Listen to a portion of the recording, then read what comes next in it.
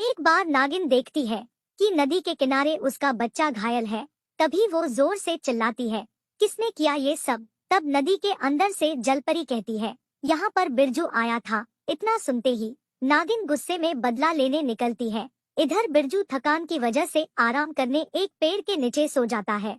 नागिन बिरजू को ढूंढते हुए एक तालाब तक आती है।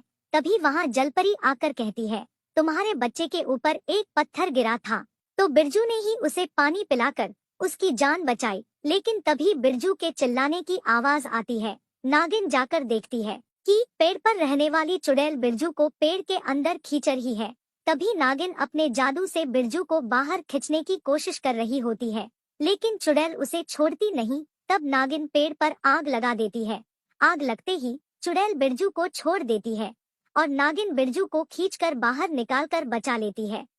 फिर दोनों वहां से चले जाते हैं। पेड़ जल जाने के वजह से पेड़ के अंदर रहने वाली चुड़ैल पेड़ के बाहर आ जाती है। अब शिकार करने के लिए उसके पास कोई जाल नहीं बचा था, इसलिए उसे नागिन पर बहुत गुस्सा आता है और नागिन से अपना बदला लेने के लिए नागलोक में चुड़ैल एक गड्ढा बना कर जाती है। कोई भी नागिन वहां पर आती तो वो गड्ढा बड़ा बन जाता था और वो उस गड्ढे में चले जाते थे। ऐसे ही गांव की बहुत सी नागिनें उस गड्ढे में चली गई। एक दिन रानी नागिन उस गड्ढे के पास से जा रही थी, तभी वो गड्ढा बड़ा बन गया और नागिन उस गड्ढे में चली गई। अंदर चुड़ैल ने बहुत सी नागिनों को एक पिंजरे में कैद करके रखा था और दो राक्षस वहाँ पहरा दे रहे थे। तभी नागिन अपने नागिन रूप में आकर उन दोनों राक्षसों पर हमला करने आगे बढ़ती है। राक्षस उस पर हथौड़ा फेंक कर मारते हैं। नागिन उनके हथौड़ों को नष्ट कर देती है। जैसे ही दोनों हमला करने आगे आते हैं, तभी नागिन उन दोनों पर जोर से फुफकारती है। दोनों दूर जाकर गिरते हैं, लेकिन तभी वहाँ पर चुड़ैल आती है और चुड़ैल अपने जादू से नागिन की चारों ओर एक कवच बनाती है। नागिन अपने असली रूप में आती है और नागिन एक पिंजरे में कैद हो जाती है। इधर शेषा अपनी माँ को ढूंढते ढूंढते उस गड्ढे में गिरने ही वाली होती है कि नागराज उसे बचा लेते हैं। नागराज शेषा से पूछते हैं कि तुम यहाँ क्या कर रही हो?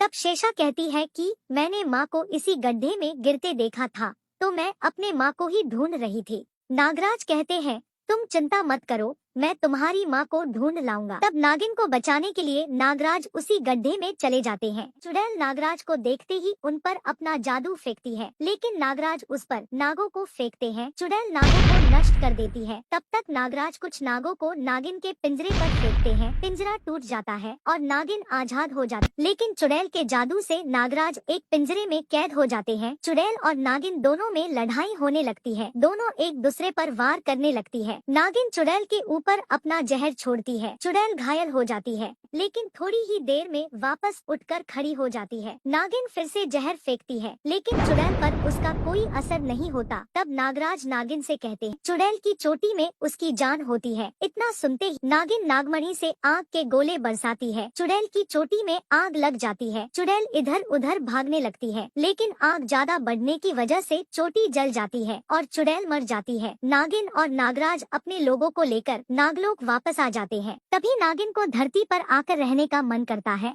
वो धरती पर आकर अपना रूप बदलकर रहने लगती है। एक दिन वो एक साइट पर काम कर रही होती है। तभी वहाँ के जमींदार के लड़के आकर उसे कहते हैं, तुम जल्दी से बेसमेंट में चली जाना, तुम्हारे लिए वहाँ कुछ काम है। जैसे ही नागिन वहाँ जाती है, नीचे एक पिंजरे में एक लड़की कैद होती है। वो लड़की जोर से कहती है, बहन तुम जल्दी से यहाँ से भाग जाओ, ये लोग तुम्हारे साथ कुछ भी कर सकते हैं। अचानक एक आदमी वहाँ पर आता है। वो पीछे से नागिन को साधारण औरत समझकर एक बेहोशी का इंजेक्शन दे देता है, लेकिन उस इंजेक्शन से नागिन को गुदगुदी होती है और वो हंसने लगती है और हंसते हंसते वो अपने असली रूप में आ जाती है। असली रूप में आकर वो सभी पर अपना जादुई काला धुआं छोड़ती है, जिससे वो आदमी अंधा हो जाता है। फिर नागिन उस लड़की को बाहर निकालती है और उसे अपने माँ बाप के पास छोड़कर चली जाती है। अपनी बेटी घर लौट आई। इस खुशी में बिरजू अपनी पत्नी के साथ महाकाल के दर्शन करने चला जाता है। आगे जाने पर दिखता है कि आगे रास्ता नहीं, एक बड़ी सी खाई है। दोनों भगवान से प्रार्थना करते हैं। तभी आगे से एक बड़ा सांप रेंगते रेंगते आता है। दोनों उसे बताते हैं कि पीछे एक चुड़ैल आ रही है और आगे हमें शिवजी के दर्शन करने जाना है। तभी वो सांप उनकी मदद करने के लिए राजी होकर पुल की तरह झुक जाता है। दोनों पति पत्नी उसके ऊपर चढ़ जाते हैं और धीरे धीरे चलते चलते उस सांप के ऊपर से लावा की नदी को पार करते हैं। थोड़ी ही देर में वहाँ चुड़ैल आती है और सांप से आगे जाने के लिए रास्ता देने को कहती है। सांप मना करता है। तब चुड़ैल गुस्से में आकर उस पर बम फेंकती है। चुड़ैल के बम से सांप को धक्का लगता है, लेकिन चुड़ैल को ये पता नहीं था कि वो एक इच्छाधारी नाग है। वो आग उगलने लगता है। उसकी आग चुड़ैल के ऊपर गिरती है और चुड़ैल आग में जलने लगती है। थोड़ी ही देर में वो जलकर मर जाती है।